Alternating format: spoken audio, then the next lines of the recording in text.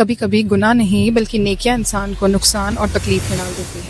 سن کر عجیب لگا، یہ واقعہ سنو۔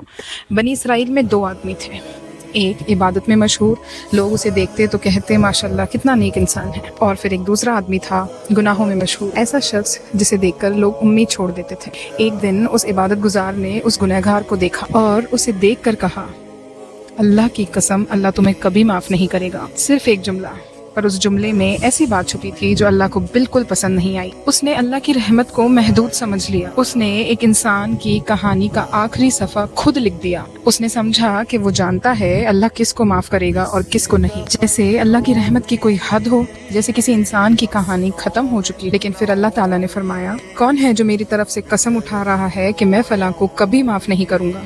میں نے اسے معاف کر دیا اور تمہارے اعمال ضائع کر دیے۔ سوچو، جس آدمی سے لوگ امید چھوڑ چکے تھے اللہ نے اسے معاف کر دیا، اور جو اپنی عبادت پر اتنا مطمئن تھا وہ اپنی ہی بات کی وجہ سے نقصان میں چلا گیا۔ اور شاید یہی وہ بات ہے جو ہم اکثر سمجھ ہی نہیں پاتے، کیونکہ گھمنڈ ہمیشہ یہ نہیں کہتا کہ میں سب سے بہتر ہوں۔ کبھی کبھی گھمنڈ بہت دینی لباس پہن کر آتا ہے۔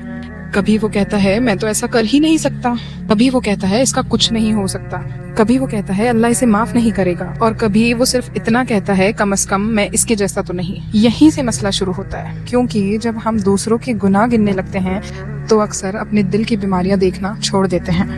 تم نہیں جانتے کس کی توبہ اللہ نے قبول کر لی، تم نہیں جانتے کس کی راتوں کی دعاؤں کو اللہ نے قبول کر لیا، تم نہیں جانتے کس کی آنکھوں سے گرا ہوا ایک آنسو اس کی زندگی بھر کے گناہ کو دھو گیا، اور تم بالکل نہیں جانتے کہ اللہ اپنی رحمت کس پر برسانے والا ہے۔ اس لیے لوگوں کا حساب اللہ پر چھوڑ دو اور اپنے دل کا حساب لینا شروع کرو، کیونکہ جب ہم دوسروں کو جج کرنے میں مصروف ہو جاتے ہیں تو اکثر اپنی اصلاح کرنا بھول جاتے ہیں۔ اور سچ تو یہ ہے، قیامت کے دن تم سے یہ نہیں پوچھا جائے گا کہ تم فلاں شخص کے بارے میں کیا سوچ رکھتے ہو، تم سے یہ پوچھا جائے گا کہ تم خود کون تھے۔ اس لیے لوگوں کے گناہ گننا چھوڑ دو اور اپنی روح کو صاف کرنا شروع کرو، کیونکہ ہو سکتا ہے اللہ کے نزدیک تمہاری سب سے بڑی کمی دوسروں کے گناہ نہیں بلکہ تمہارا اپنا غرور ہو۔